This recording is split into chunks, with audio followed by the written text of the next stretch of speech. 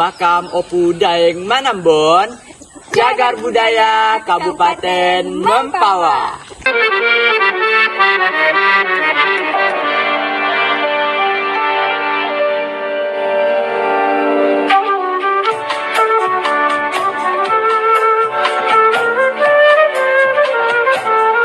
Assalamualaikum warahmatullahi wabarakatuh. Waalaikumsalam warahmatullahi wabarakatuh. Perkenalkan, nama saya Azril bersama rekan saya tuh Siren Aulia. Jadi kami dari Universitas Tanjung Pura, Fakultas Keguruan dan Ilmu Pendidikan, Prodi Pendidikan Bahasa Indonesia. Jadi kami di sini diminta oleh dosen kami untuk mewawancarai terkait dengan kebudayaan yang ada di Mempawah. Jadi kami memilih untuk mewawancarai makam Opu Daeng Manambon ya Pak, sebagai cagar budaya yang ada di Mempawah. Nah, jadi sebelum kami bertanya tentang kunci cerita-cerita yang ada di makam ini, saya minta Bapak untuk memperkenalkan diri terlebih dahulu. Nama saya Ferry Budiman. Status tugas saya ini ada sebagai juru pelihara makam Opu Daeng Manambon, itu bagian kebersihan. Iya. Tugas saya, tugas saya ini sebagai juru pelihara di situs makam Opu Daeng Manambon. Itu tugas saya itu bagian kebersihan. Oh iya Pak. Nah, jadi umur Bapak tadi 40-an ya Pak ya? Umur saya 40-an. Iya. Jadi kami di sini Pak ada 5 pertanyaan. Yang pertama tuh kami tuh mau tahu cerita kembali kisah Opu Daeng Manambon menurut cerita turun-temurun orang tua dulu Pak. Nah, jadi siapa sebenarnya beliau menurut orang tua kita dulu? Menurut orang tua dulu tuh Opu Daeng Manambon ini dia itu adalah seorang raja pertama Islam yang mendirikan kerajaan Mempawah nih. Oh iya Pak. Kerajaan Mempawah nih yaitu Opu Daeng Manambon. Dia juga seorang raja, jadi seorang ulama, ya kan? Iya. Nah, itu dia lah. Sampai beliau juga minta dikebumikan sini, yaitu peminta pada beliau itu sendiri. Oh iya. Beliau itu sendiri untuk dikebumikan sini, ya kan? Makanya ada namanya ritual budaya itu kan di setiap Rabu terakhir di bulan Safar. Oh iya. Nah, itu para raja Mempawah itu memperingati yaitu acaranya beliau haulnya dia juga kan. Ya, itu ya hari Selasa itu ziarah di sini, dan Rabunya itu di Kuala. Oh, di Kuala Pak. Kuala Mempawah Iya. itu. Oh, biasa yang katanya iya. Sungai di muara laut. Oh iya. Nah, itu semuanya itu di muara lah itu kan, mereka ada ritual apa di sana kan. Ada buang-buang ajan juga. Oh iya, ada buang-buangnya Pak ya. Ya, karena itu timpak tilasnya menurut sejarahnya itu maksudnya Opu Daeng Manambon dari kerajaan Ketapang. Oh, dari Seperti kerajaan itulah Ketapang. kira-kira ya. Oh iya. Ya. Untuk yang kedua nih Pak, ada keunikan nih. Saya ini nak tahu pernah mendengar tentang ayam peliharaan beliau. Nah, dan jejak kaki ya, yang ada di belakang makam kata orang gitu Pak. Nah, Menurut sejarahnya itu ayam ini itu hanya sekedar lambang aja itu kan. Oh, lambang. Iya. Karena gini aja, bukannya beliau itu sosoknya seorang penyambung ya. Oh iya. Tapi walaupun beliau itu sebagai penyambung, itu menghindari namanya itu pertumpahan darah. Oh, pertumpahan darah. Jadi beliau itu kalau orang yang berperang itu kan meninggalkan anak istrinya menjadi korban, kan gimana ya menafkah kehidupan keluarganya. Iya. Jadi bijaksananya seorang raja itu ya untuk meluaskan satu wilayah, mereka memakai ayam aja, kan orang. Oh, pakai ayam. Pakai ayam. Jadi ayam itu dia diadu. Kalau seandainya ayam itu menang, ayamnya Opu, ya dia ngambil wilayah orang yang dikalahkan. Oh gitu. Nah, kalau seandainya ayam orang itu menang, orang itu mengambil wilayah daripada yang dipegang oleh Opu Daeng Manambon. Ya, Ternyata kemarin Opu yang menang gitu. ternyata Opu. Oh, Opu. Karena itu dia menghindarnya namanya itu pertumpahan darah itu sendiri. Oh, iya. Ya, jangan sampai ada yang menjadi korban, jangan Iya. sampai ada pertumpahan darah gimana itu kan ya. Jadi yang medianya itu ayam gitu kan. Iya. Ya, bukan dia beliau itu penyambung gitu kan ya. Iya. Itu kan salah pengertian dalam seseorang kan banyak yang wah masa sih seorang raja nyambung. Nyambung, oh iya. Itu kan. Tapi itu halnya itu bukan gitu kan. Bahwa itu bukan. Iya, sebagai Karena lambang kita ya. gini juga kan, kita tahu sejarah apa namanya apa seorang Bugis juga ya kan. Oh iya, Buges. Tapi dia kan julukan Pangeran Antasari ya kan. Iya. Ya, julukan dia kan ayam jantan dari timur. Timur. Dia kan Bugis juga. Oh, Cuman iya. dia kan Bugis Bone. Ya. Iya. Goa sih dia. Nah, apa dia menambahkan Bugisnya Luwu. Nah, itu aja bedanya, sama-sama orang Bugis ya kan. Ya. Itu dia. Makanya bisa gula ayam ini melambangkan keberanian Jagor.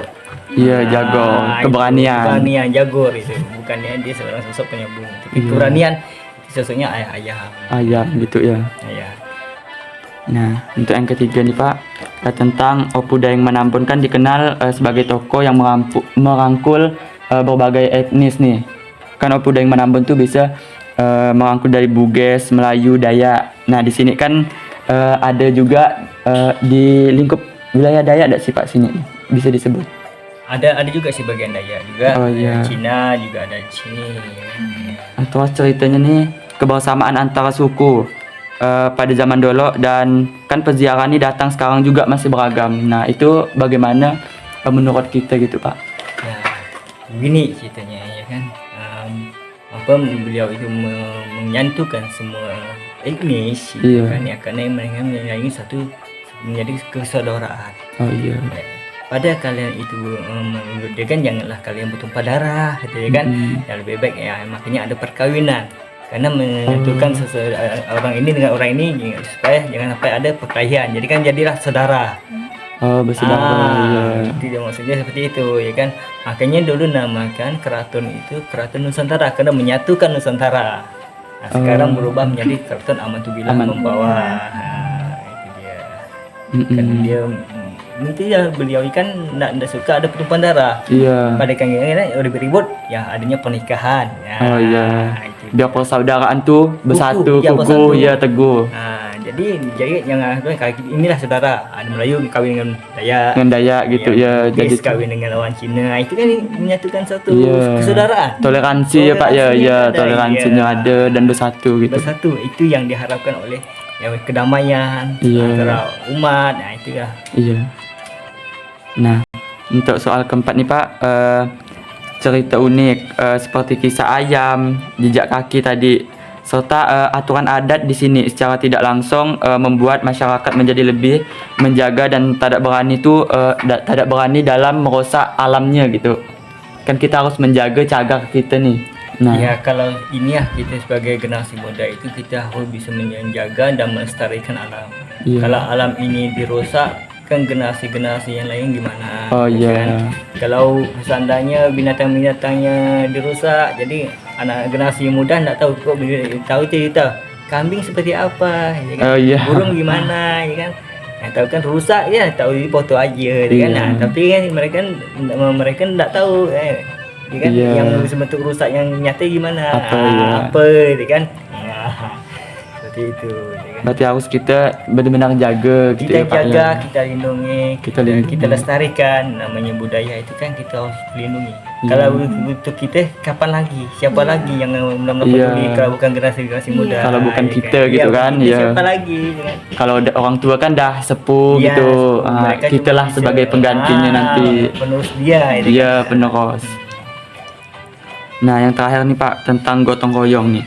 Nah, bagaimana cara kita sebagai masyarakat gotong royong nih menjaga kelestarian makam sampai sekarang, dan apa pesan Bapak untuk kami nih sebagai generasi muda nih Pak dalam menjaga warisan budaya nih? Ya, terutama kita menjaga satu itu kebersihan lah yang utama. Oh iya, kebersihan. Ya, kebersihan itu kita kena kebersihan kebersamaan kita. Nah, agar kita bisa oh ini cagar budaya ya kan. Nah, harus kita lestarikan nih. Ya, kan. Jadi kita bersama-sama lah gitu kan. Gotong royong gitu Gotong ya. royongnya seperti itu ya kan. Nah, jadi dengan cara ya itu buanglah sampah pada tempatnya. Nah, yang telah disediakan.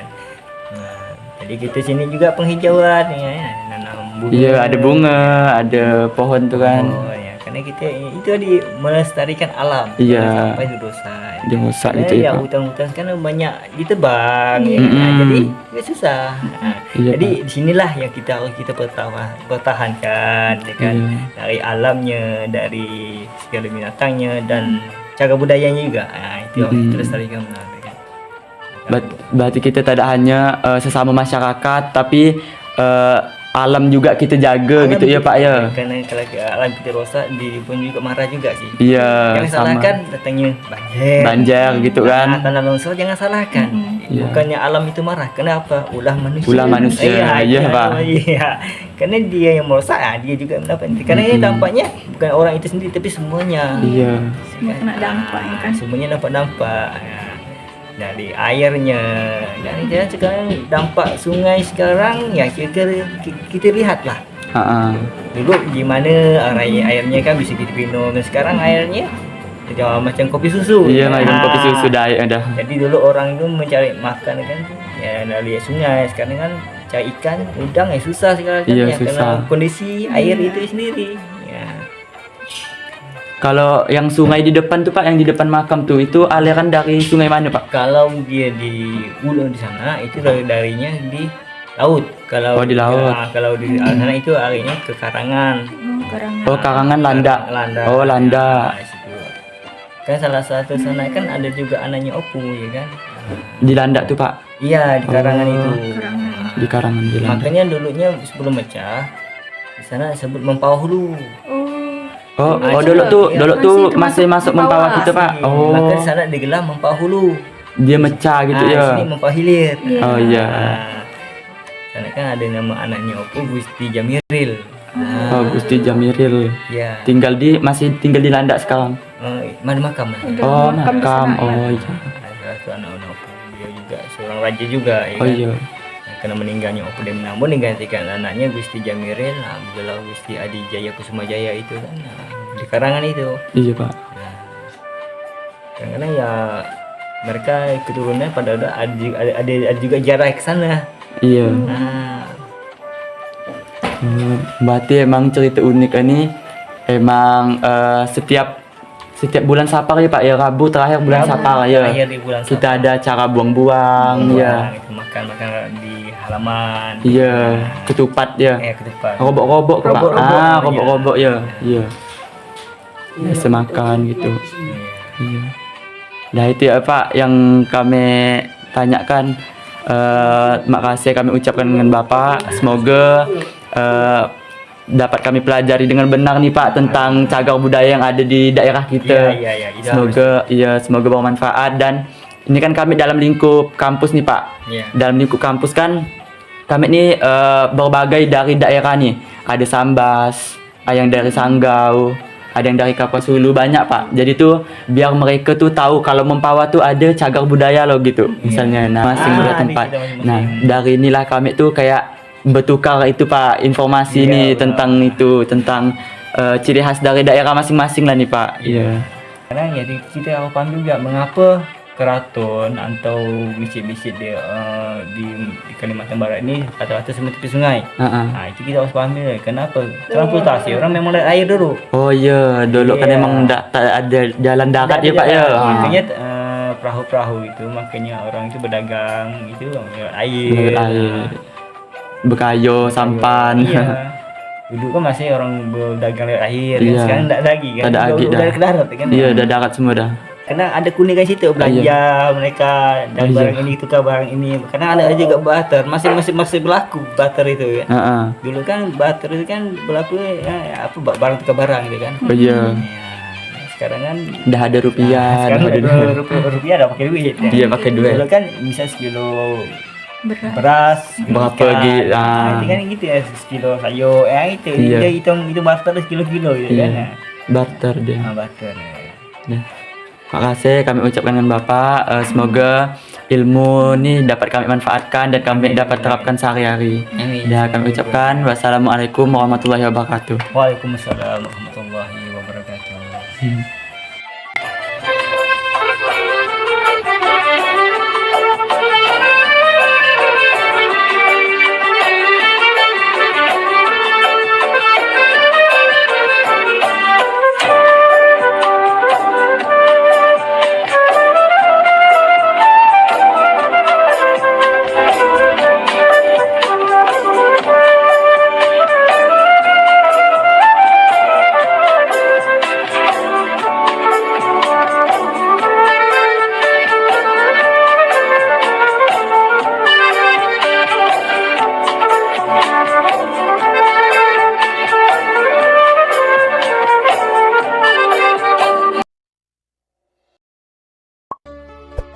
Wabarakatuh.